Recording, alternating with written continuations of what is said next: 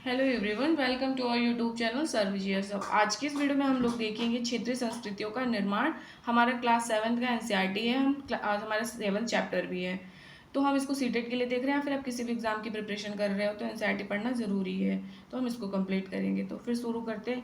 लोगों का वर्णन करने का एक सबसे समान तरीका है उनकी बोलचाल, उनकी भाषा से उन्हें परिभाषित करना। जब हम किसी व्यक्ति को तमिल या उड़िया कहते हैं तो आमतौर पर इसका अर्थ होता है कि वह तमिल अथवा उड़िया भाषा बोलते हैं और तमिलनाडु या उड़ीसा में रहता है। देखो, सब जगह का अलग अलग, जैसे कोई उड़ीसा में जो लोग रहते हैं वो उड़िया बोलते हैं, जो तमिलनाडु में रहते हैं वो तमिल बोलते हैं। तो अलग अलग तरह का लोग लैंग्वेज बोलते हैं अपने इंडिया में, और अलग अलग का भोजन और मतलब उनका हो गया, वस्त्र हो गया, नृत्य हो गया, सब कुछ अलग है। इसको क्या बोलते हैं? देखो, ये क्षेत्रीय संस्कृतियाँ मतलब कि हमेशा चेंज होती रहती है, हर जगह का अलग अलग है। क्षेत्रीय संस्कृति आप कह सकते हो कि हर क्षेत्र का अलग है। जैसे चेर और मलयालम भाषा का विकास। भाषा और भाषा और क्षेत्र के बीच अंतर संबंध एक उदाहरण से अपना विश्लेषण प्रारंभ करें। महोदयापुरम का चेर राज्य प्रायद्वीपीय के दक्षिणी पश्चिमी भाग में, जो आज केरल राज्य का हिस्सा है, 9वीं शताब्दी में स्थापित किया गया था। ये संभवतः मलयालम इस भाषा मतलब इस इलाके में यह भाषा बोली जाती थी। शासकों ने मलयालम भाषा एवं लिपि का प्रयोग अपने अभिलेखों में किया है। वस्तुतः इस भाषा का उपयोग या प्रयोग महाद्वीप के सरकारी अभिलेखों में किसी क्षेत्रीय भाषा के प्रयोग में सबसे पहले उदाहरणों में से एक है। साथ साथ चेर लोगों ने संस्कृत की परंपराओं में भी बहुत कुछ ग्रहण किया। केरल का मंदिर, रंगमंच, इसकी मतलब की परंपरा इस युग तक खोजी जा सकती है कि संस्कृत के महाकाव्य पर आधारित थी। मलयालम भाषा की पहली साहित्यिक कृतियां जो लगभग 12वीं शताब्दी में बताई जाती है, प्रत्यक्ष रूप से संस्कृत की ऋणी है। यह भी एक काफी रोचक तथ्य कि 14वीं शताब्दी में एक ग्रंथ लीला तिलकम, जो व्याकरण और काव्य शास्त्र विषयक है, मणि प्रवालम शैली में लिखा गया था। मणि प्रवालम का शाब्दिक अर्थ होता है हीरा और मूंगा, जो यहाँ दो भाषाओं के संस्कृत तथा क्षेत्रीय भाषा के साथ प्रयोग की जाती थी। ठीक है, इन दोनों को संकेत करती थी। शासक और धार्मिक परंपराएं। जगन्नाथ संप्रदाय अन्य क्षेत्र और क्षेत्रीय संस्कृतियां क्षेत्रीय धार्मिक परंपराओं से विकसित हुई। इस प्रक्रिया का सर्वोत्तम उदाहरण है पूरी उड़ीसा में जगन्नाथ का संप्रदाय। जगन्नाथ का शाब्दिक अर्थ है दुनिया का मालिक, जो विष्णु का पर्यायवाची है। आज तक जगन्नाथ का काष्ठ प्रतिमा स्थानीय जनजाति लोगों द्वारा बनाई जाती, जिससे यह तात्पर्य निकलता है कि जगन्नाथ मूलतः एक स्थानीय देवता थे, जिन्हें आगे चलकर विष्णु का रूप मान लिया गया है। 12वीं शताब्दी में गंग वंश के एक अत्यंत प्रतापी राजा अनंत वर्मन ने पुरी में पुरुषोत्तम जगन्नाथ के लिए एक मंदिर बनवाने का निश्चय किया। उसके बाद 1230 में राजा अनंत गर्भी तृतीय ने अपना राज्य पुरुषोत्तम जगन्नाथ को अर्पित कर दिया, स्वयं को जगन्नाथ का प्रतिनियुक्ति घोषित किया। जो जो इस मंदिर को तीर्थ स्थल यानी तीर्थ यात्रा के केंद्र के रूप में महत्व प्राप्त होता गया, सामाजिक तथा राजनीतिक मामलों में भी इसकी सत्ता बढ़ती गई। जिन्होंने भी उड़िया को जीता, जैसे मुगल, मराठे, अंग्रेजी उड़ीसा को जीता, मुगल हो गए, मराठे, अंग्रेज, ईस्ट इंडिया कंपनी, सब ने इस मंदिर पर अपना नियंत्रण स्थापित करने का प्रयत्न किया। वे यह सब महसूस कर रहे थे कि मंदिर पर नियंत्रण प्राप्त करने से स्थानीय जनता में उनका शासन स्वीकार हो जाएगा। राजपूत और सूरवीरता की परंपराएं। 19वीं शताब्दी में ब्रिटिश लोग उस क्षेत्र को, जहां आज तक अधिकांश राजस्थान स्थित है, राजपूताना कहते थे, क्योंकि ज़्यादातर राजपूत यहीं पे रहते थे। इसे यह समझा जाता है कि वह एक प्रदेश था जहां केवल अथवा मुख्य रूप से राजपूत ही रहा करते थे, लेकिन यह बात आंशिक रूप से ही सत्य है। मतलब बस कहते, क्योंकि ज़्यादा लोग वहीं थे ना। ऐसे मतलब अनेक समूह और आज भी हैं। उत्तरी तथा मध्यवर्ती भारत के अनेक क्षेत्रों में अपने आप को राजपूत कहते हैं लोग। यह भी सच है कि राजस्थान में राजपूतों के अलावा अन्य लोग भी रहते हैं। अक्सर यह माना जाता है कि राजपूतों ने राजस्थान को एक विशिष्ट संस्कृति प्रदान की है, इसलिए कहा जाता है कि राजस्थान में सबसे ज़्यादा राजपूत रहते हैं। बाकी उत्तरी भारत में, मध्य भारत में भी राजपूत रहते ही हैं। ये संस्कृति परंपराएं वहाँ के शासकों के आदर्शों तथा विलासाओं के साथ घनिष्ठता से जुड़ी हुई थी। लगभग 8वीं शताब्दी से आज के राजस्थान के अधिकांश भाग पर विभिन्न परिवार के राजपूत राजाओं का शासन रहा। पृथ्वीराज ही एक ऐसा शासक था, जो ये शासक ऐसे सूरवीरों के आदर्शों के में मतलब को अपने हृदय में सजोए रखते। पृथ्वीराज चौहान बहुत मतलब प्रतापी थे, जिन्होंने रण क्षेत्र में बहादुरी से लड़ते हुए अक्सर मृत्यु का वर्णन किया गया, इनकी मृत्यु का, मगर इन्होंने पीठ नहीं दिखाया, हार इन्होंने नहीं माना था।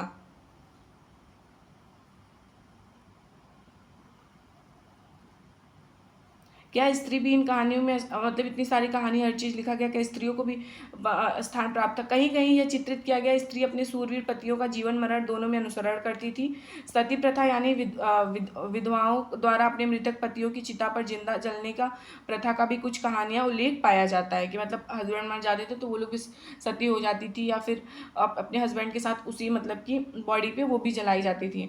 इस प्रकार जो लोग सूरवीरता के आदर्शों का पालन करते थे उन्हें अक्सर इन आदर्शों के लिए अपने जीवन का बलिदान करना होता था।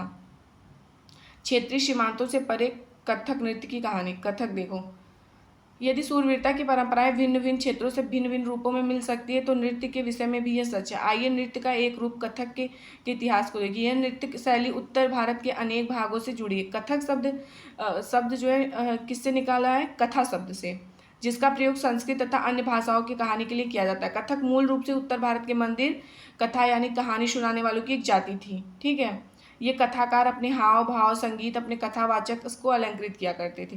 15वीं से 16वीं शताब्दी में भक्ति आंदोलन के प्रसार के साथ कथक का एक विशिष्ट नृत्य शैली के रूप में धारण हुआ। सब लोग मतलब डांस वगैरह करने लगे। राधा कृष्ण के पौराणिक आख्यान यानी कहानी को लोक नाट्य के रूप में प्रस्तुत किए जाते थे, जिन्हें रासलीला कहा जाता था। रासलीला में मतलब लोग नृत्य के साथ कथक कथाकार मूल हाव भाव भी जुड़े होते थे। मुगल बादशाह लोग और उनके अभिजातों के शासनकाल में कथक नृत्य राज दरबार में प्रस्तुत किया जाता था। इस नृत्य ने अपने वर्तमान अभिलक्षण अर्जित किए हैं, वहाँ एक विशिष्ट नृत्य शैली के रूप में विकसित हुआ। आगे चलकर यह दो परंपराओं अर्थात घरानों में फला फूला। राजस्थान राजपूत के राज दरबारों में और लखनऊ में। ठीक है, ये चीज़ याद रखिएगा। अवध के अंतिम नवाब वाजिद अली शाह के संरक्षण में एक प्रमुख कला के रूप में उभरा था। 1850 से लेकर 1875 के दौरान नृत्य शैली के रूप में इन दो क्षेत्रों में ही नहीं बल्कि आज के पंजाब, हरियाणा, जम्मू कश्मीर, बिहार इलाकों में भी स्थापित हो गया। इसकी प्रस्तुति में क्लिष्ट तथा द्रुत पद संचालन, उत्तम वेशभूषा मतलब अच्छे तरीके से आप संचालन करवाते हैं और अच्छे तरीके से लोग ड्रेस वगैरह पहनते हैं। अनेक अन्य संस्कृति गतिविधि की तरह कथक को भी 19वीं तथा 20वीं शताब्दी में अधिकांश ब्रिटिश प्रशासकों को नापसंद किया गया। ब्रिटिश जो थे ना वो नापसंद करते थे, लेकिन फिर भी ये मतलब जीवित रहा। अब देश में 6 नृत्य के रूप में मान्यता भी मिल चुकी है कथक को। क्षेत्रों के लिए चित्रकला, लघु चित्रकला की परंपरा, यहाँ से क्वेश्चंस आते हैं। एक अन्य परंपरा जो कई रीतियों से विकसित हुई वह लघु चित्रों की परंपरा है। लघु चित्र जैसा कि इसके नाम से पता चलता है छोटे आकार का, जिन्हें आमतौर पर किससे, इससे पूछेगा लघु चित्र किससे बनाया जाता है? जल रंगों से कपड़े या कागज पर चित्रित किया जाता है। प्राचीनतम लघु चित्र तालपत्रों तथा लकड़ी की तख्तियों पर चित्रित किए गए थे। इनमें से सर्वाधिक सुंदर चित्र जो पश्चिम भारत तथा जैन ग्रंथों को सचित्र बनाने के लिए प्रयोग किए जाते थे। मुगल बादशाह अकबर, जहांगीर और शाहजहां ने अत्यंत कुशल चित्रकारों को संरक्षण प्रदान किया था, जो प्राथमिक रूप से इतिहास के और काव्यों की पांडुलिपियां चित्रित करते थे। ये पांडुलिपियां आमतौर पर चटक रंगों में चित्रित की जाती थी। उनमें दरबार दृश्य, लड़ाई वगैरह जो भी चीज़ होता था सब कुछ चित्र करके दिखाया जाता था। इस तरह से देखिए ये चित्र बनाया गया है। मुगल साम्राज्य के पतन के साथ अनेक चित्रकार मुगल दरबार छोड़कर मतलब गए और अलग अलग जगह पे हर क्षेत्रों में बसने लगे वो लोग। तो हर जगह पे इन्होंने क्या किया, उसका अपना सिखाया कि हाँ ये कैसे करना है, और हर जगह फैल गया।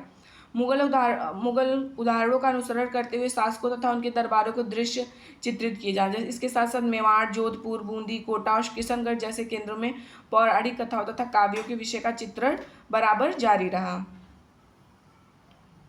ऐसा एक अन्य क्षेत्र था आधुनिक हिमाचल प्रदेश के इर्द गिर्द हिमालय की तलहटी का इलाका। 17वीं शताब्दी के बाद वाले वर्षों में इस क्षेत्र में लघु चित्रकला की एक साहसपूर्ण एवं भावपूर्ण शैली का विकास हुआ, जिसे बशहोली शैली कहा जाता था।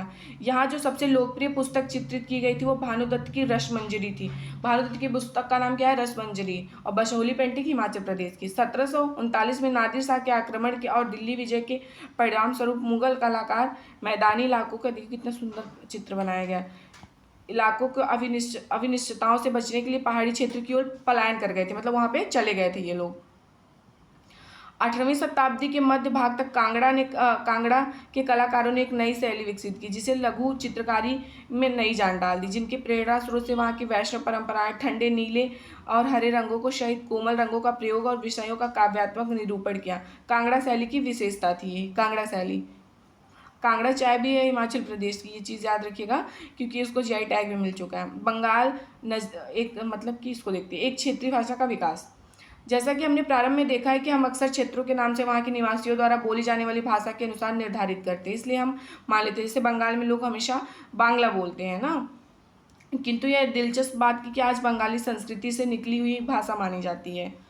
बंगाली जो है प्रारंभिक ईसा पूर्व में प्रथम शताब्दी के मध्य संस्कृत ग्रंथों के अध्ययन से पता चलता है कि बंगाल के लोग संस्कृत से उपजी हुई भाषाएं नहीं बोलते थे। तो फिर नई भाषा का उद्भव कैसे हुआ?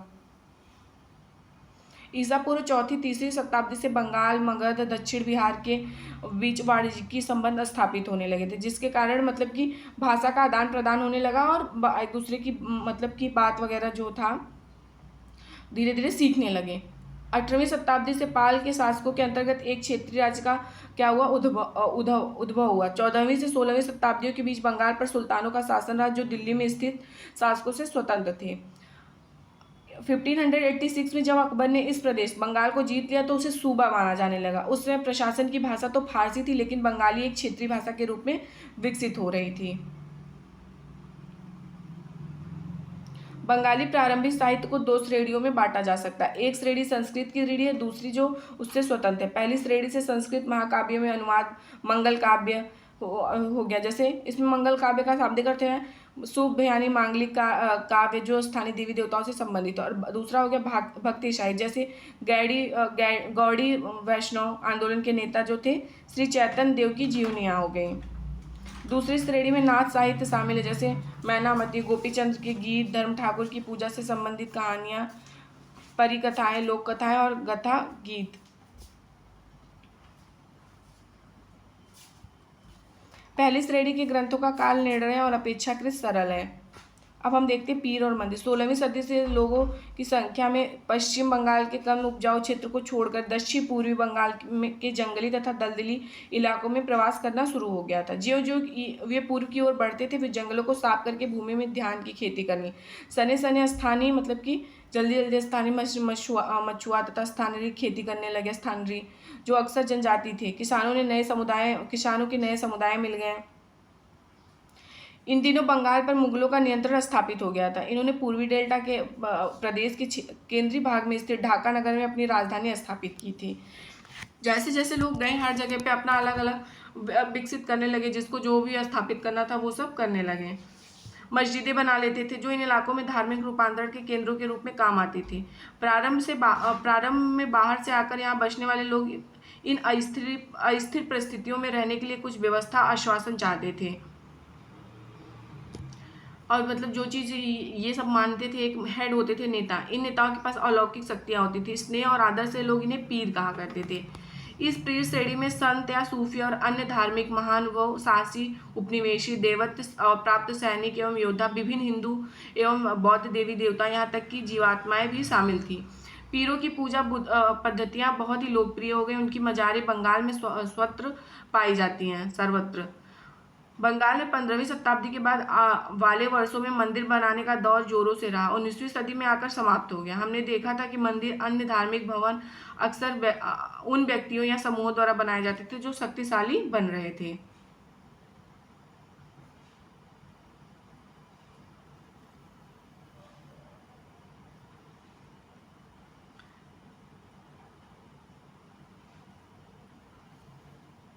मछली भोजन के रूप में परंपरागत भोजन संबंधित आदतें आमतौर पर स्थानीय रूप से उपलब्ध खाद्य पदार्थों पर निर्भर। बंगाल एक नदी मैदान है जहाँ मछली और धान की उपज बहुत होती है, इसलिए वह स्वाभाविक है कि यहाँ भी दोनों वस्तुओं की को गरीब बंगालियों की भोजन सूची में भी प्रमुख स्थान प्राप्त है।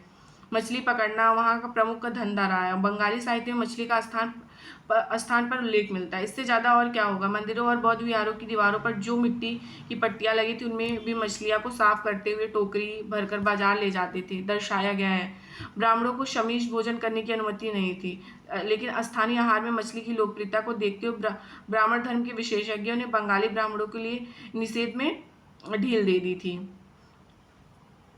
तो ये हमारा चैप्टर समाप्त होता है। प्लीज़ जो वीडियो को लाइक करिएगा, चैनल को शेयर सब्सक्राइब। थोड़ा बोरिंग हो सकता है लेकिन पढ़ना पड़ेगा, बिना पढ़े तो हम क्वेश्चंस को सॉल्व नहीं कर पाएंगे।